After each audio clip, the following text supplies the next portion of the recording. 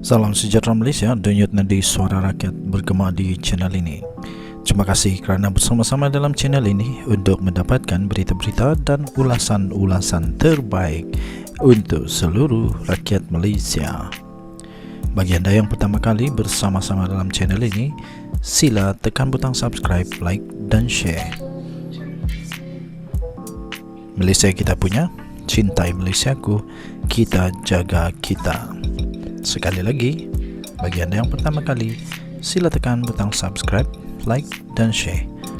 Kita mulakan berita menarik hari ini. Salam sejahtera Malaysia. Perdana Menteri Anwar Ibrahim tampil dengan berani.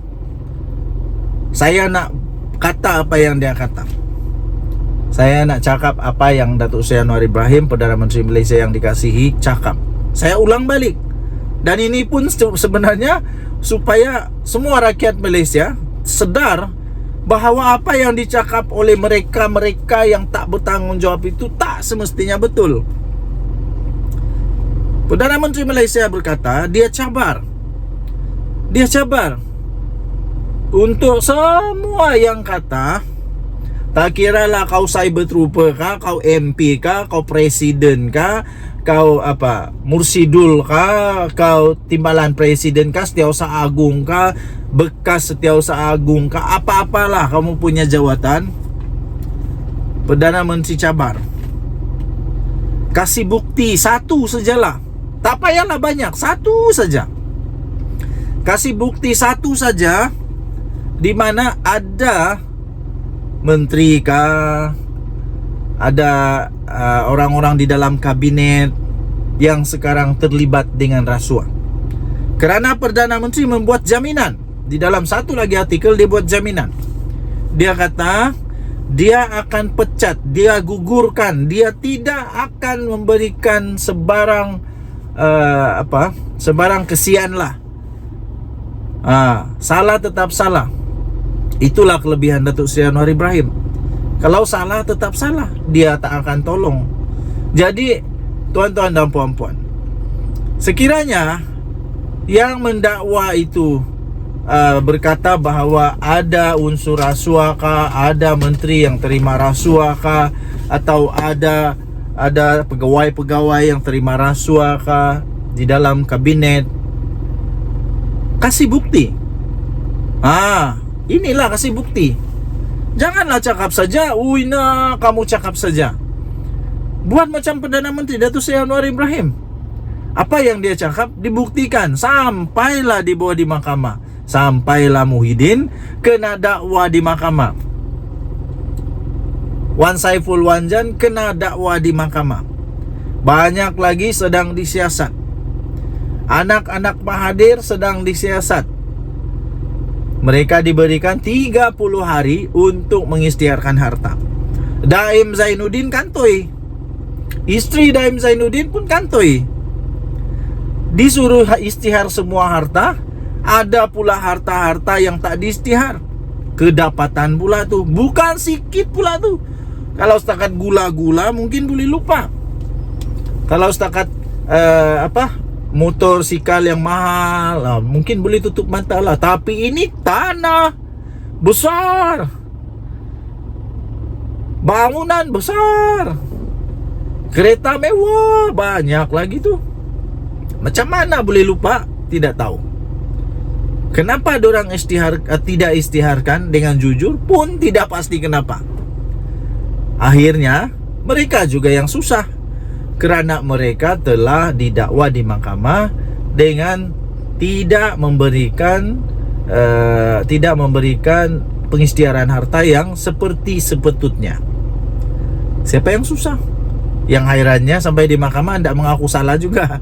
Tidak mengaku salah walaupun sudah kantoi kedapatan memang ada itu benda yang tidak diisytiharkan. Tidak tahulah kenapa. Mungkin bukan dia punya kah? Tidak tahulah.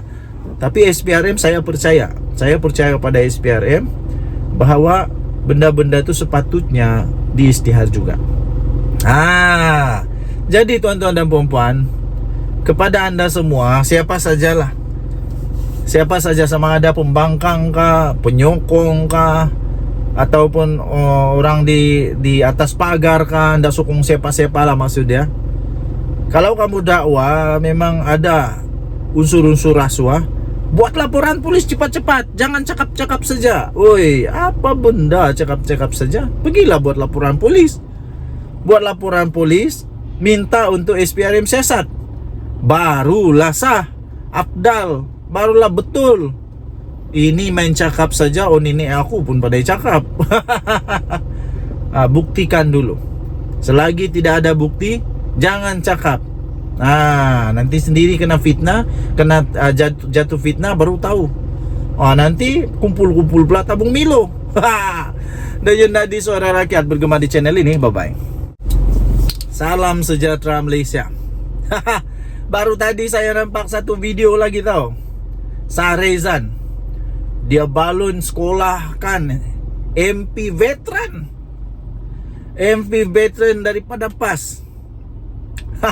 Dia balon kau punya sampai satu dunia, satu netizen, seluruh dunia netizen balon kau punya. Apa tidaknya ketika dia cuba untuk membuat perbahasan dan dia ungkit cerita tentang pembatalan enactment yang baru terjadi itu, yang mana Mahkamah Persekutuan memberikan keputusan bahawa semua itu terbatal. Tiba-tiba dia bagi contoh yang tak ada pun dalam enactment. Aduh lah. Dia bagi contoh apa tuan-tuan? Dia bagi contoh orang puasa. Dia kata lepas ni orang puasa tak lagi diambil tindakan. Sarezan bangkit dan dia kata, lain kali baca dulu baru bagi kenyataan. Benda tu tak ada pun dalam enactment yang dibatalkan. Dia kata itu contoh.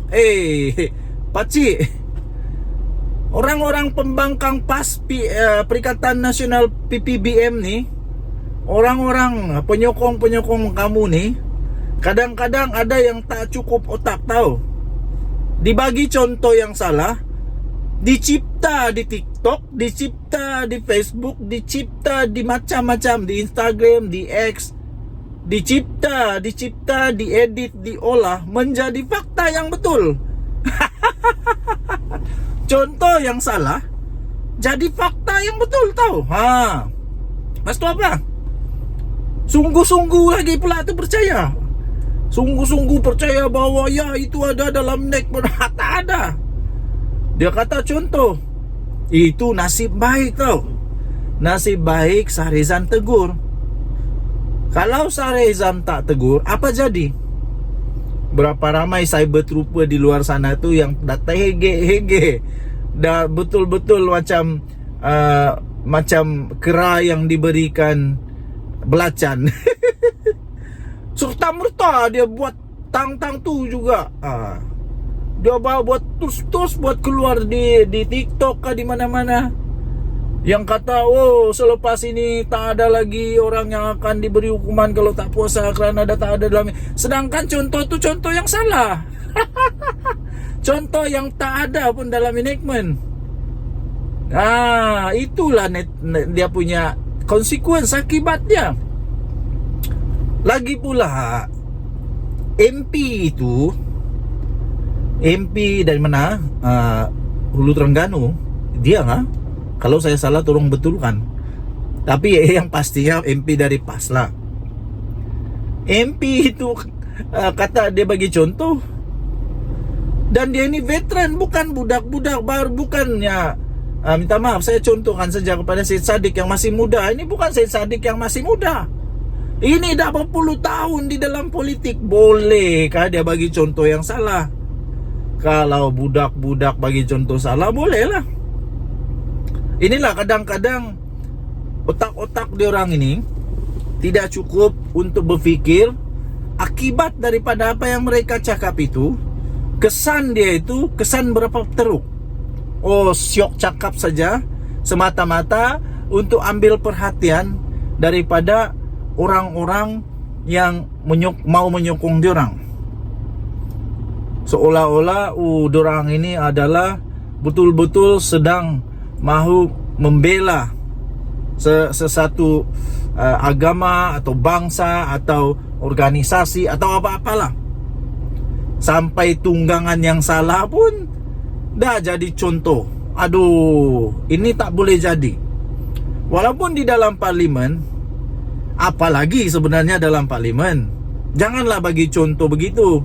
Sebab contoh di dalam parlimen itu selalunya akan terus dipakai oleh walaun-walaun, oleh cyber trooper yang tak berapa cukup otak.